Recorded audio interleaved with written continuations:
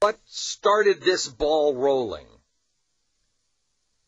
I said at the time, my question was, who started this ball rolling? But this is so much bigger. I want you to listen to this story.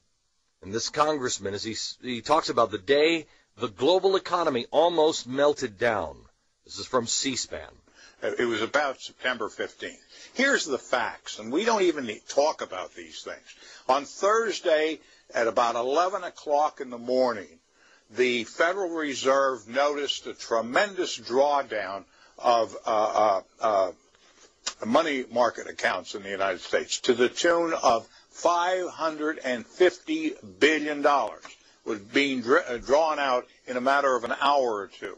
The Treasury opened up its window to help. They pumped $105 billion in the system and quickly realized that they could not stem the tide. We were having an electronic run on the banks. They decided to close the operation, close down the money accounts, and announce a guarantee of $250,000 per account so there wouldn't be further panic out there. And that's what actually happened. If they had not done that, their estimation was that by 2 o'clock that afternoon, $5.5 trillion would have been drawn out of the money market system of the United States, would have collapsed the entire economy of the United States, and within 24 hours the world economy would have collapsed. Now, we talked at that time Stop for a second. Do you understand what he just said? That somebody, within an hour, there was some electronic run on the bank where something was happening. I can't believe we still don't know who and if this was coordinated, but $550 billion in an hour left our shores. $550 billion. That's, do you remember when $550 billion used to be a lot of money? And he said if they would have allowed it to continue, $5.5 trillion. By the end of the day, $5.5 trillion of wealth gone from our shores. But they shut it down. We would have collapsed. It started at 11 o'clock in the morning. We would have collapsed by that afternoon. And the rest of the world would have collapsed within 24 hours. Do you see how fragile we are? Good. Okay. Now let's follow the conversation, because there's much more than just, well, who did that? We can come back to who did that. Listen to what else he's saying. Now, we talked at that time about what would happen if that happened.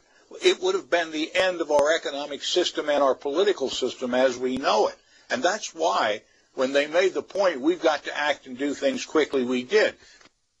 Okay. So we've got to act, and we have to act quickly. And we did. When they came to us and told us this, they said, you have to act quickly. And we did. Just keep that into your brain. You have the next cut?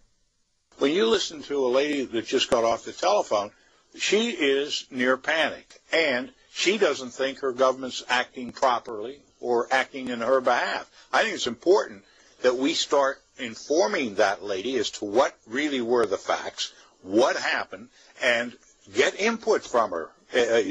Maybe she has a better idea. You know, we're not any geniuses in economics or finance anyhow. We're representatives of the people. We ought to take our time, but let the people know this is a very difficult struggle. Somebody threw us in. Stop. Did I just hear that right? Somebody in Congress who I disagree with, I think actually just said something very profound. We should allow the American people to know the truth on what it is, because maybe somebody out here has a better idea, because we're not geniuses. Wow. Somebody who apparently, at least on this front, is not so arrogant. Somebody, at least on this front, is willing to listen to somebody other than all of the so-called experts who have been designing this thing from the beginning and who denied there was ever a problem from the beginning. Somebody who actually has the balls to say, we should tell the American people the truth so they know. Okay, last cut. Somebody threw us in the middle of the Atlantic Ocean without a life raft, and we're trying to determine what's the closest shore and whether there's any chance in the world to swim that far. We don't know. Do you remember when I told you that I had talked to somebody who had spent a day, it was right around this time, spent a day with President Bush, world leader. He said, we'll be there for you if we survive. If we survive. This is how bad the situation. We're playing games. We've got Barney Frank asking the bank executives, where's the money? I want answers. We have Barney Frank. We're playing political games. We're talking about socialism instead of a stimulus package. We're putting in framework for universal health care. When somebody has dropped us in the middle of the Atlantic and we're trying to figure out which way is the closest shore and if we can swim that far, they're playing games. Okay. I don't know. Let's go back to the beginning. I don't know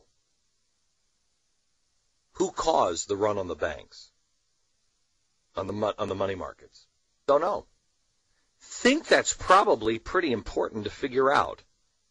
Is it China? Is it Russia? Is it just coincidence that all of this happened in just 1 hour?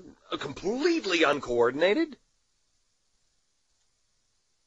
You want to go down the rabbit hole into conspiracy theories?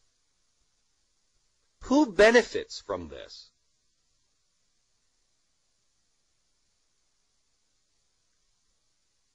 The central banks do. Because they have more power. Have you heard the latest? The IMF wants to have its own bonds.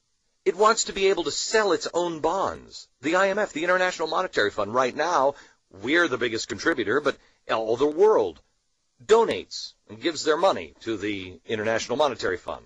So we have some voice. Now the IMF wants to sell their own bonds.